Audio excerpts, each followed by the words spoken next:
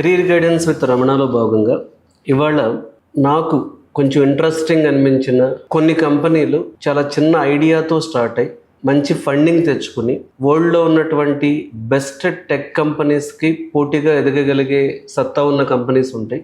అలాంటి కంపెనీస్ యొక్క success stories మన స్టూడెంట్స్కి, మన ఛానల్లో ఉన్న వర్కింగ్ ప్రొఫెషనల్స్కి, వీళ్ళందరికీ ఇన్స్పిరేషన్గా ఉండటానికి చాలా మంచి స్టోరీ అనిపించిన ఒక కంపెనీ గురించి ఈ వీడియోలో మనం డిస్కస్ చేద్దాం.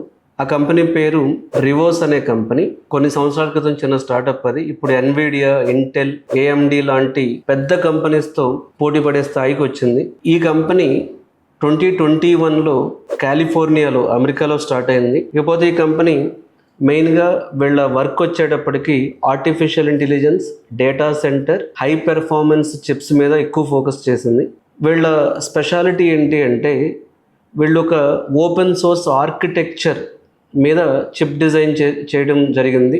అంటే లైసెన్సింగ్ లేకుండా ఫ్లెక్సిబిలిటీతో ఏఐ వర్క్ లోడ్ని హ్యాండిల్ చేసేటటువంటి హార్డ్వేర్ని వీళ్ళు తయారు చేశారు. ఈవెన్ వీళ్ళ సెంటర్ బెంగళూరులో కూడా ఉంది.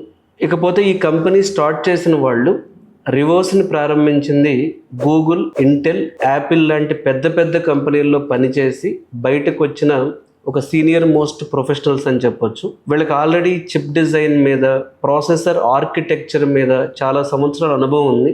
అలాగే వీళ్ళ బ్యాక్గ్రౌండ్ చూసి, వీళ్ళు తీసుకున్న ఐడియాని చూసి స్టార్ట్ అవడంతోనే ఇన్వెస్టర్ సపోర్ట్ కూడా దొరికింది వీళ్ళకి. ఒక పెద్ద వీసీ ఫర్మ్ ఉంది, వాల్డెన్ క్యాటలిస్ట్ అని. ఈ వాల్డెన్ క్యాటలిస్ట్ అనే ఫర్మ్ వీళ్ళకి సపోర్ట్ ఇవ్వడం జరిగింది. ఈవెన్ ఇంత స్థాయికి వచ్చిన ఈ రివోస్ అనే కంపెనీ కూడా చాలా ఛాలెంజెస్ ఫేస్ చేసింది. 2022లో యాపిల్ వర్సెస్ రివోస్ అనే ఒక లీగల్ కేసు వచ్చింది.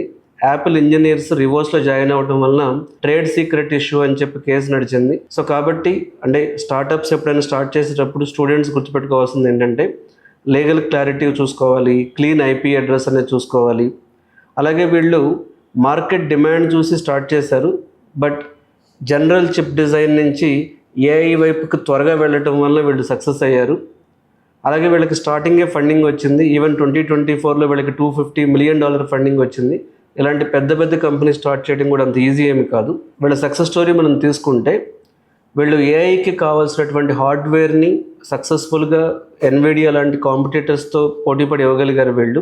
అసలు ఇదంతా ఎందుకు చెప్తున్నాను అంటే నాకు నిన్న ఈ టెక్ స్టార్టప్స్ గురించి, టెక్ స్టోరీస్ గురించి చదువుతున్నప్పుడు అనిపించింది ఏంటి అంటే మెటా కంపెనీ ఈ కంపెనీని ఎక్వైర్ చేయబోతుంది. ఆల్మోస్ట్ డీల్ క్లోజ్ అయినట్లుంది. అసలు ఆ కంపెనీ ఏంటి, ఆ కంపెనీ గురించి నేను స్టడీ చేసినప్పుడు నాకు ఇది మన స్టూడెంట్స్కి షేర్ చేయాలనిపించింది. ఎందుకు అంటే ఈ కంపెనీ ఓపెనింగ్స్లోకి వెళ్ళి చూస్తే వీళ్ళు హైర్ చేస్తుంది ఎలాంటి వాళ్ళని అంటే ఇంటర్ డిసిప్లినరీ స్కిల్స్ ఉన్న వాళ్ళని. అంటే హార్డ్వేర్, సాఫ్ట్వేర్, ఏఐ మిక్స్.